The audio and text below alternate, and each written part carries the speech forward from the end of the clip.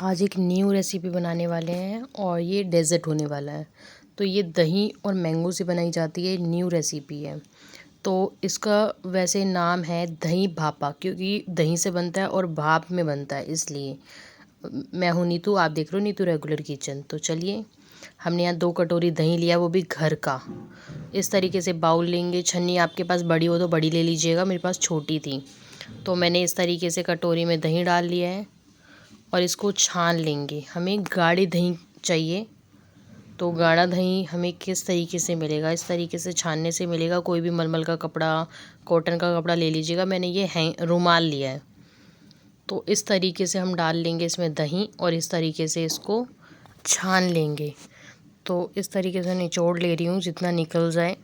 बाकी मैं इसको आधे घंटे तक इसको इस तरीके से छन्नी में ही छोड़ दूँगी। तो आप कोई भारी वजन इसके ऊपर रख दीजिएगा।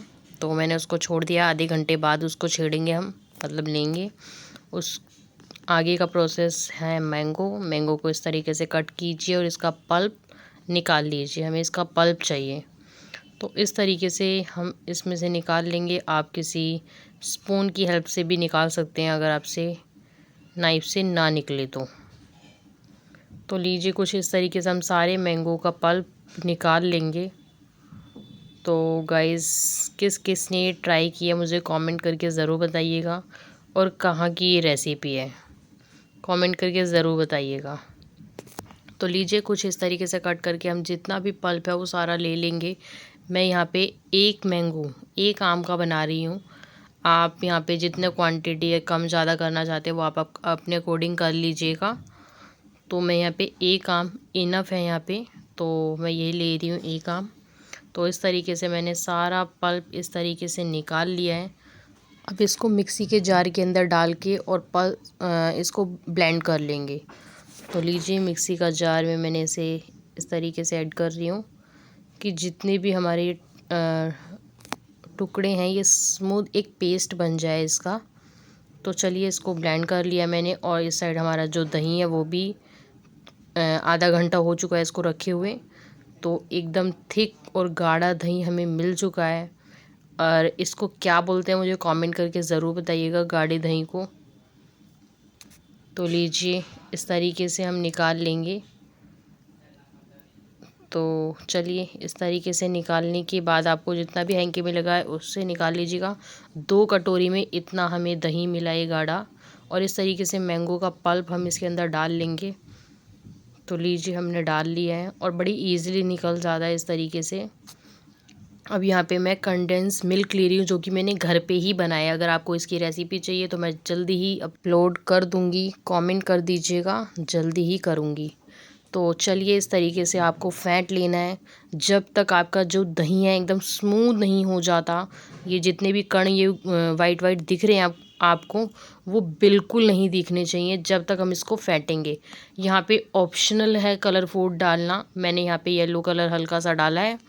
तो लीजिए, इस तरीके से फेंटते फेंटते मेरे को 10 से 15 मिनट हो गए थे, तब ये फिट गया था। इस तरीके से बैटर लेने के बाद मैं यहाँ पे एक टीन जिसमें आपको सेट करना है फिर रिफाइंड लगा लेंगे। आप बटर वगैरह भी लगा सकते हैं। ऐसा ऑयल या बटर यूज़ करना है जिसमें कोई स्मेल ना हो। तो बटर पेपर लगाने के बाद उसके ऊपर भी मैं इस तरीके से ऑयल लगा ले रही हूँ। तो चलिए, हमारा टीन हो चुका है रेडी सेट होने के लिए। तो अब जितना भी हमने मैंगो का हमारा दही भापे का जो बैटर है वो इस तरीके से डाल देंगे इसमें। तो लीजिए, एकदम इस तरीके की कंसिस्टेंसी होनी चाहिए आपकी। तो इसको इस तरीके से टैप करेंगे और ऊपर से स्मूथ करने के लिए आप किसी इस तरीके से पलते वगैरह का यूज़ कर सकते हैं। ईज़िली इस तरीके से इक्वल हो जाएगा और दिखने में भी अच्छा लगेगा। तो लीजिए, इसके बाद मैं इसको एक बार टैप टैप कर लूँगी इस तरीके से एकदम इक्वल हो जाए। तो चलिए, हमारा तो ये रेडी हो चुका है। इसके बाद हम इसमें एक फॉइल पेपर से इसको कवर कर लेंगे कि बिल्कुल भी इसमें जब हम इसको भाप दें तो इसमें बिल्कुल भी वाटर नहीं जाना चाहिए, पानी नहीं जाना चाहिए इसके अंदर। अब चलते हैं हम कुकर की तरफ। मेरे को 10 मिनट हो गए हैं कुकर को स्टीम देते हुए। तो हम इसकी विसल हटा देंगे। उससे पहले मैं कुकर को थोड़ा नीचे उतार रही हूँ क्योंकि मुझे आसानी रहे निकालने में और आपको दिखाने में भी। तो चलिए, मैंने इस तरीके से निकाल लिया। इस तरीके से रखने में थोड़ा प्रॉब्लम आ रही थी क्योंकि कुकर गर्म है, हाथ जलने का डर था, इसलिए मैंने फॉइल पेपर हटाया, फिर इसको रखा है, फिर इस तरीके से फॉइल पेपर लगा रही हूँ। फॉइल पेपर हम इसलिए लगा रहे हैं कि इसमें बिल्कुल भी पानी ना जाए। इसमें जब हम स्टीम देंगे ऊपर से जो ढक्कन होगा, ढक्कन के ऊपर भाप बनेगी, भाप से इसमें पानी जाएगा, तो वो चीज़ ना हो, इसके अंदर पानी ना जाए, इसलिए हमने इसको कवर कर दिया और ढक्कन की विसल मैंने हटा दिया और इस तरीके से इसको पैक किया और रख दिया इस पे। और लो टू मीडियम फ्लेम पे आपको रखना है 25 मिनट के लिए। 25 मिनट बाद आपको तुरंत गैस ऑफ कर देना है और 1-2 मिनट बाद आपको कुकर को ओपन करना है। तो लीजिए 2 मिनट बाद मैं इस कुकर को ओपन कर रही हूँ। 2 से 3 मिनट आप रख सकते हैं। तो इस तरीके से ओपन करने के बाद मैं आपको दिखाती हूँ। तो लीजिए, आपको ये ऊपर से देखने में गीला गीला लगेगा, बट कोई टेंशन लेने वाली बात नहीं है। ये रेडी हो चुका है। मैं फिर भी आपको टूथपिक से चेक करा रही हूँ। उसके बाद ये जैसे ही नॉर्मल रूम टेम्परेचर पे आएगा और बाहर जो ऊपर वाली लेयर है वो एकदम ड्राई हो जाएगी, सूख जाएगी। तो मैं इस तरीके से 2 मिनट बाद निकाल रही हूँ। कुकर में भी इस तरीके से मैंने 2 मिनट के लिए रखा था, ओपन करने के बाद भी। तो लीजिए, मैं इसको रूम टेम्परेचर पे आने दूंगी। रूम टेम्परेचर पे आने के बाद लीजिए, एकदम भी ड्राई हो गया। मैं आपको टच करके दिखाऊंगी, बिल्कुल भी हाथ पे लगेगा नहीं। तो लीजिए, इस तरीके से आपको हो जाए तो फिर चेक करके दिखा रही हूँ। बिल्कुल हल्का सा अंदर का जो है वो लगेगा और कुछ नहीं लगेगा, एकदम क्लीन है। बस इस तरीके का ही होना चाहिए। तो चलिए, अब इसको हम फ्रिज में रख देंगे ठंडा होने के लिए। तो उस देर के लिए ठंडा होने रख दिया था। उसके बाद मैंने निकाल लिया और इस तरीके से मैं इसको अलग कर रही हूँ। तो देखिए, ये अपना बर्तन जैसे ही आप इसको घुमाएंगे ना तो ये अपने आप ही बर्तन को छोड़ देगी। मैंने नाइफ़ लिया है। आप कोई भी बर्तन कोई भी चीज़ ऐसी ले लीजिएगा जिससे इस तरीके से आप करें तो साइड से हट जाए। तो लीजिए, मैं एक प्लेट ले रही हूँ। इन छोटी ले ली थी, आप बड़ी ले लीजिएगा। तो इस तरीके से टैप करेंगे तो ये इस तरीके से निकल जाएगा। तो एक्चुअली थोड़ा सा टेढ़ा हो गया था, बट कोई दिक्कत नहीं है। पहले हम इसका जो पेपर है वो इस तरीके से बटर पेपर को हटा लेंगे। बड़ी ईज़िली हट जाता है, हल्के हाथ से आपको हटाना है। तो लीजिए, बस एक लेयर उठाइए, इस तरीके से इसको हटा दीजिए। तो चलिए, हमारा ये डेज़र्ट रेडी हो गया है। अब मैं इसको वापस से पलटूंगी क्योंकि ये सेंटर में नहीं है। अगर सेंटर में होता तो मैं उसी प्लेट में इसको प्लेटिंग करती, बट सेंटर में नहीं था तो मैंने इसलिए इसको पलट लिया इस साइड से। और ये प्लेट की साइड टेढ़ी होने की वजह से इसमें थोड़ा सा डिज़ाइन बन गया है। कोई नहीं, एक नाइफ़ लेंगे और इस पर कट लगाएंगे। जैसे आपको पीसेस कट करने होते हैं उस तरीके से कट कर लीजिएगा। मैं इस तरीके से कट कर रही हूँ।